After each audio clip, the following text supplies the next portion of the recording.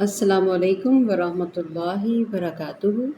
آج بہت ہی آسان حروف تہجی میں ہم سین اور شین کو ادا کرنا سیکھیں گے۔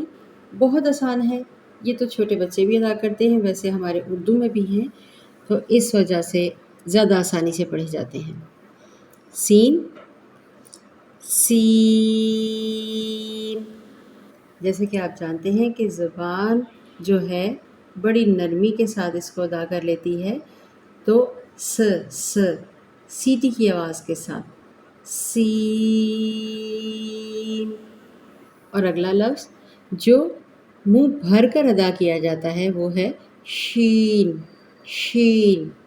ہونٹوں کو گول نہیں کرنا، شا، شا، شیطا، شیطا۔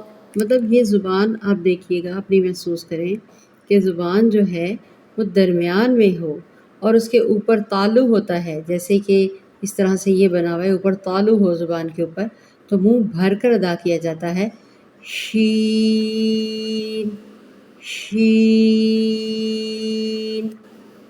یہ دونوں حروف جو ہیں ان کو بڑی مد کے ساتھ کھینچ کے پڑھیں تو آپ کو بہت زیادہ کلیئر اور آسانی سے سمجھ آ جائے گا۔ سین، آخر میں نون، سین۔ شین، یہ بھی آخر میں نون۔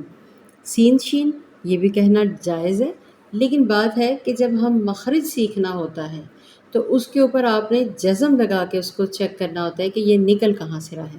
اگر ہم سین کے اوپر جزم لگا دیں، اس، اس، اس، پتہ چل رہا ہے نا کہ آگے والے دو دانت وہاں پہ سیٹی کے ساتھ۔ اسی طریقے سے شین، اش، اش، منہ میں ہوا بھرتی ہے اور ش کی ساؤنڈ آتی ہے، اش، اش۔ اور اسی طریقے سے ہم اس کو اصل میں پڑھیں گے کیسے؟ سین، شین، سین، شین۔ بہت آسان حروف ہیں، آپ سب کو آ جائیں گے۔